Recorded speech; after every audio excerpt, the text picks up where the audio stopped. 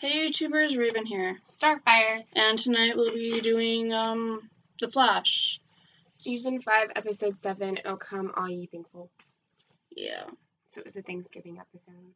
Yeah. That happened after Thanksgiving. With a title that sounds like it should be for Christmas. Yeah. Yeah. So what did you think about the episode? I liked it. I thought that it was really good and it dealt a lot with the family side because it was a Thanksgiving episode. With Nora and, her fear over losing Barry and then just, how Cisco and how, Sherlock were feeling about it, and then Killer Frost was, having the drinks with them, and Caitlin's like, come celebrate with us, and just the stuff even with Cicada and, the flashbacks with his daughter and how we just learned more about that because, he wasn't that good of a parent, and then he tried to step up and be better, and for her, and then as soon as he started doing that, she went into a coma, so it just sucked. Yeah.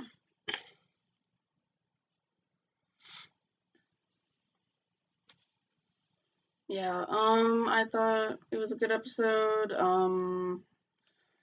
I like basically all the same points. I kind of saw from Nora's perspective, if you die, I'm never born. Yeah. Do you care about me? Mm-hmm. And I saw it from her perspective, but also I knew where Barry was coming from, so I was just like, I can't say I don't like this, but I can't say I like it either. But I liked how the problem got resolved, how they were put in a situation where either Barry risked his life or everyone died, and Nora was put in this position of oh, I like how she said, when you hesitated for me, and when you hesitated because of me, and the unrest it caused in the people we were protecting, I don't want to feel that way again. I was like, exactly. Yeah. And so I'm glad that she expressed that. Yeah, and how she saw where her dad was coming from. Yeah. And then realized, afterwards that, he did it for a reason, and that he was gonna always save them because he's the Flash for them, because of them. And because I mean, when she asked him that, I was like, I don't, you can't ask him to not be the Flash. That's who he is. Yeah, I know you don't want to lose him, but at the same time, you might be able to change that future. And it might end up being completely different than what you had already experienced. Right. So. I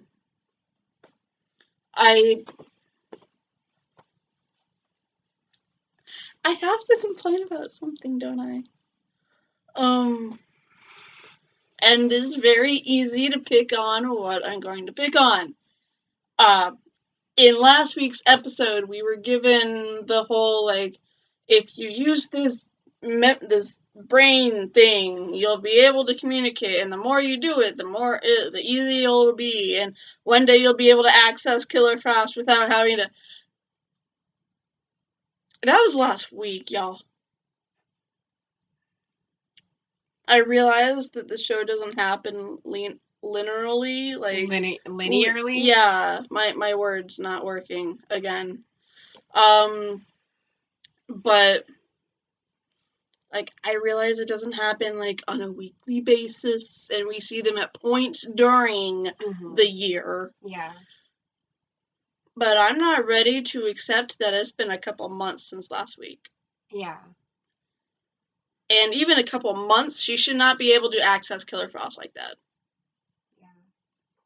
I mean, maybe the communication through the head and, like, you know, how Killer Frost kind of took over for a second and said, make that 6, or whatever, when she was doing, like, reservations for the party of berries. Yeah. And I was like, okay, sure. But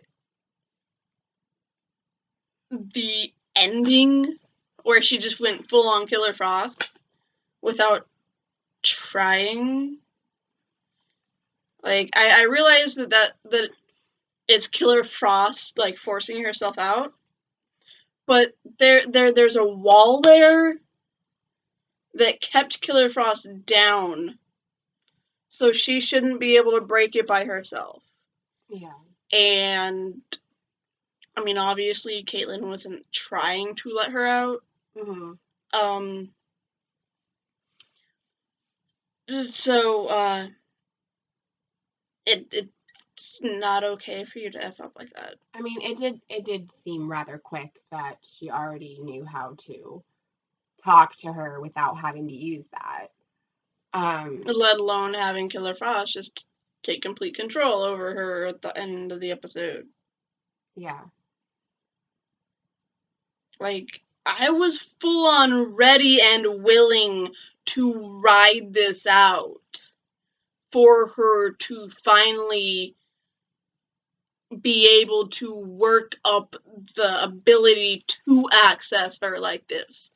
I thought it was going to be a good story arc for her. I thought that, gee, by the time they give her Killer Frost back, they'll be able to do something with her that's not bull crap. Like usual. They probably just thought because it had been so long, they were just going to speed up the process and have her be able to just already do it. I don't agree with it, but I'm just saying that's probably what they did. Angry. Obviously. Not okay with this at all. This is stupid, and I'm sorry, but when you say something's going to take a while, follow through with that. Mm-hmm. I mean, I've kind of actually given up hope of the CW doing that with their shows because they haven't done it with Supernatural. Well, yeah, but Supernatural is a totally different show, different showrunners, different everything. Just same channel. That's it. So I'm just like, okay, because usually these shows are kind of good on doing the arc of the character. Yeah. Like, basically this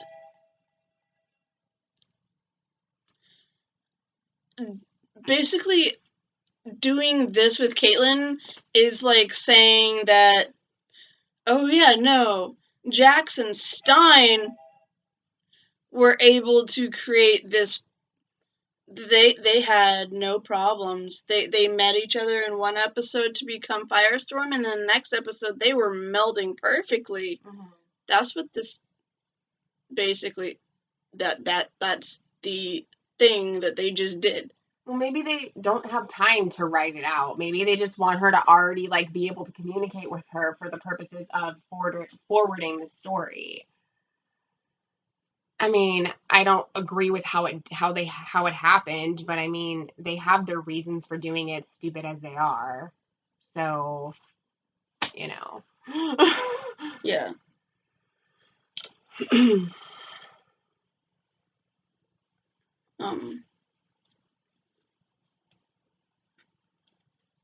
Yeah. I liked the episode. I'm glad we got to see more of the stuff with Cicada and his daughter Gracie. No, not daughter. His niece. Niece, sorry. Yeah.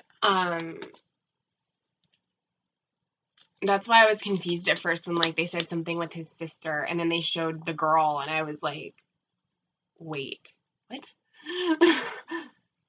But it makes sense that she'd be his niece. Mm-hmm. Yeah, I mean, overall, aside from the stuff with Caitlin, I felt like it was a good episode, and, you know, it did deal very closely with family, and Yep. I liked how Cisco and Sherlock were acting about it, like, you know. I mean, Caitlin was acting like that too. No, I know, but I mean, saying that, like, you know, it's this holiday, you shouldn't, like, there should not be celebration, like, they did this and this and this, like, you know, and it's true. I mean, it's not, if you look back into history, Thanksgiving is not a time of celebration, really. I mean, well, on that day, the specific day that we celebrate, it kind of is. It kind of is. I mean, they got together and they had peace for one day. Yeah, but the reasoning behind it was, like, that led up to it wasn't. Well, no, but they decided to have peace and to just celebrate communion on that day. Yeah. And it's just like, okay, like, we're celebrating the moment of peace, not the moment of genocide, okay? Yeah. Like... That's how I look at it. It's just, it's coming together as family and celebrating and, you know, enjoying food and fellowship and everything together. Yeah. And besides, it's kind of like, yeah, that might be how it started. Why it started was they needed a moment of peace and decided, hey, let's all, like, kill wildlife and eat it together. Like, that's how it started. But it's not about that anymore. It's about family. Yeah. And, like, that was a community thing, and it's no longer a community event. So basically we've walked away from the very foundation of the holiday and made it something different. Yeah. So it's completely evolved from what it was to what it is. I mean, I think a lot of the people that are on the side of, you know, like, oh, what happened was this, like, they know that, but they just want people to still be aware of the fact that, yeah, we're celebrating this, but you have to remember that those people did these things to the other people. So, you know. Well, I mean, it's not hard to see because if you look around, like, the only people still keeping up Native American traditions basically live on little tiny plots of land or at casinos. I mean, really. Because you can only have a casino on an Indian reservation. So. But yeah. So I don't know. I'm glad that Nora expressed that part to Barry, and he understands where she's coming from, and I'm glad that she understands too that, like, he needs to be that, like, he can't just stop, because for one thing there wouldn't be a show. Yeah. And second, like, you know, it's part of his identity, you know, it's what he does. Yeah. He sacrifices himself for other people. Right. I'm glad that they did this storyline in this episode because it's something that did need to be addressed. Yeah. Because that is a real possibility. I mean, we know it's not because it's a show and he's the main character and they don't really have anyone to replace him right now. They better not. So,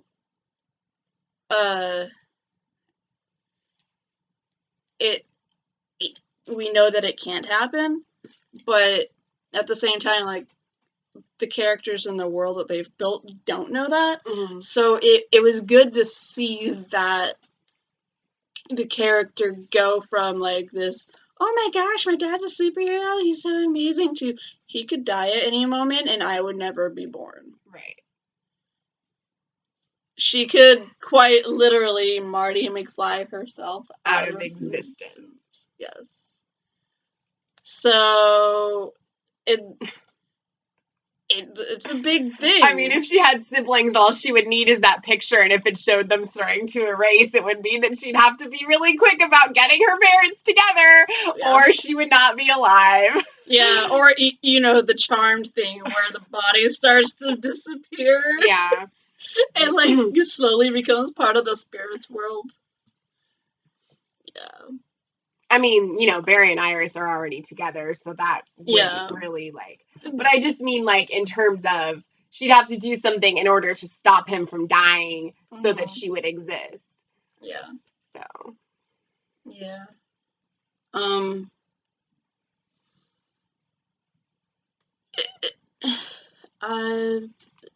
It was a pretty good episode. I enjoyed it. I mean, next week's looks interesting. It's the 100th episode next week.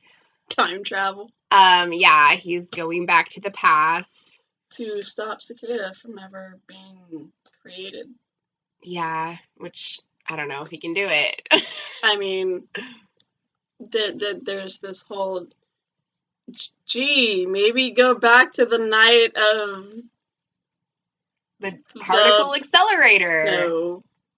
The satellite. Oh, the satellite, yeah. And, gee, I don't know. Go back to the night of the satellite. Go to where you know that part of the satellite landed and stop it from doing what it did. Yeah, you don't need to go all the way back to where you're going. Right. So. What? And he's bringing Nora. Like, let's go screw up the timeline. I'm gonna bring my daughter, who's already screwing up the timeline. Well, maybe he learned his lesson from all the times he did screw up the timeline, and when he goes back this time, he won't mess it up. Nope, because he said in the trailer, I should not have done this. We've messed something up. Like, but yeah, I mean, regardless of whether he tries not to, going back in time is always going to change something. Regardless of whether you try to not screw it up. Yeah. Like, it's going to change the past. So... Because you didn't exist in that moment. Yeah, so there's nothing that he can do to not screw it up. He can just make it be less of a screw up than he's done in the past. Yes. But he can still screw up. Yeah, he just won't create something as powerfully effed up as Flashpoint. That was strictly because he wanted to be with his parents. Yeah. If his parents weren't part of it, that would not have even been created. Which, I mean, technically speaking, that's exactly what Nora is doing. Yeah. But she's not changing the past to be with her parents. She's just existing in the past. Yeah. And I mean, the times that Barry's going back to, he existed in. Yeah. But it's not still... two versions of him. No, but it's still going to change something. Yeah. But I guess it'll be interesting to visit all the villains of the past. Yeah, like Vaughn and Zoom and Dawn, and we're gonna have to revisit the Thinker again. Yeah, which I think Danielle Panabaker directed that episode too, the 100th one. Yeah. So I think it's like her first directing. It is. Her like directorial debut. Yeah. So, yeah. It's pretty exciting. I like that they give the actors, you know, a chance if they exhibit the wish to try. Yeah. Because it's hard to be on either side of the camera, and I think that it's good for an actor to have an idea of what it's like on the other side, so that they have an idea of how things look from a certain perspective.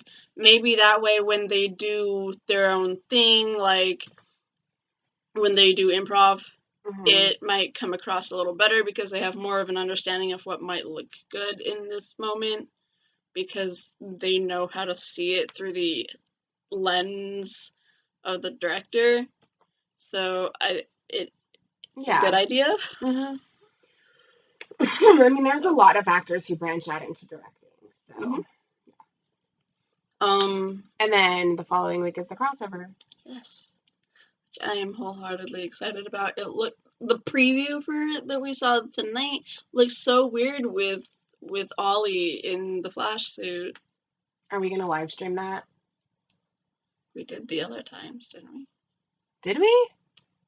Because we live streamed the mid-season. Yeah. And that's the mid-season. This time it is. Yeah. Usually it's not. No, but this time it is. Yeah. So, I mean, it's a 3-night crossover event, and we review all 3 of the shows that are being crossed over. No, not we Arrow. Don't review Arrow, but we do the Flash and Supergirl. Yeah. So, yes. Because Arrow's on Monday, right? It's on before Legends. Yeah. But Legends isn't part of the crossover. Nope. So it's just Supergirl, Arrow, and Flash. Okay. So we could do that.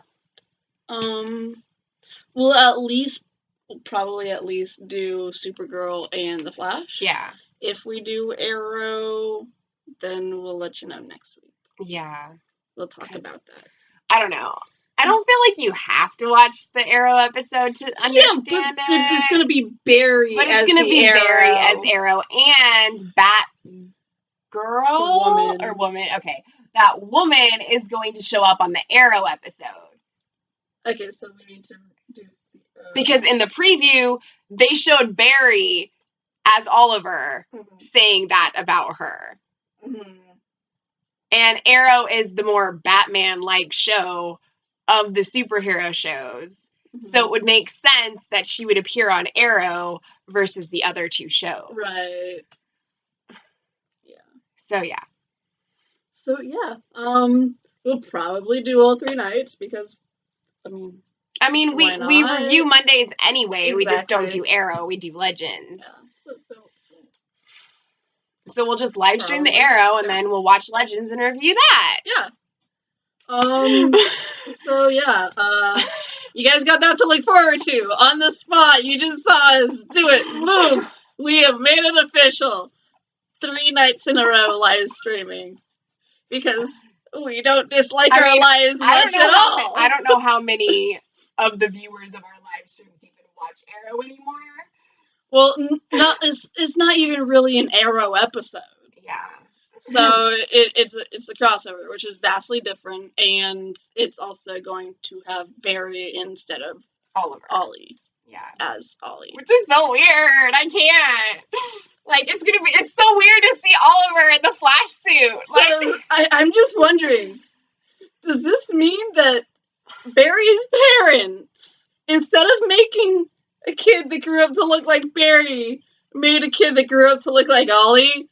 And then Ollie's parents, instead of making a kid that grew up to look like Ollie, made one that grew up to look like Barry. I mean, it's an alternate timeline. It's not timeline. It's an alternate universe. Yes, but what I'm saying is that they're 2 vastly genetically different people. Yeah.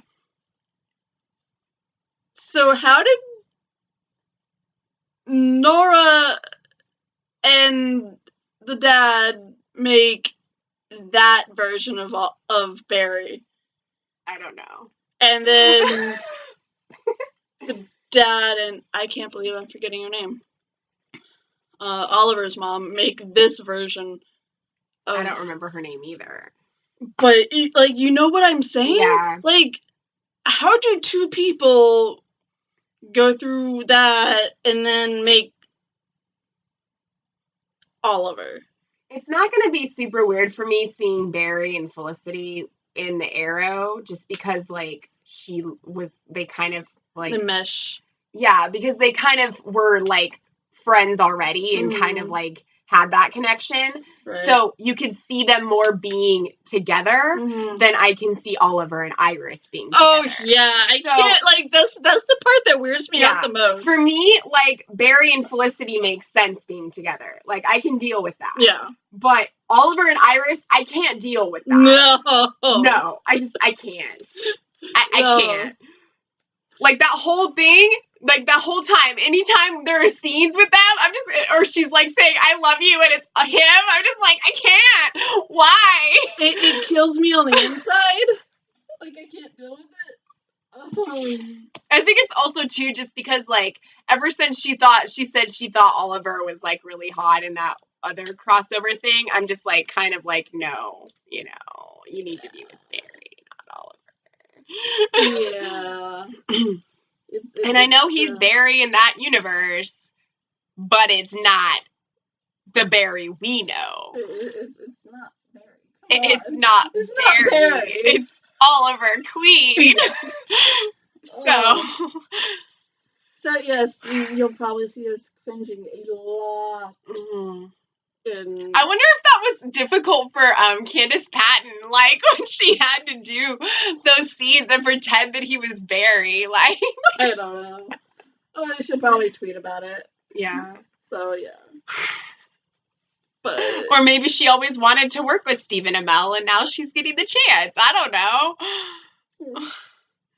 He'll probably tweet, it was so weird making out with someone that's not Felicity Smoke.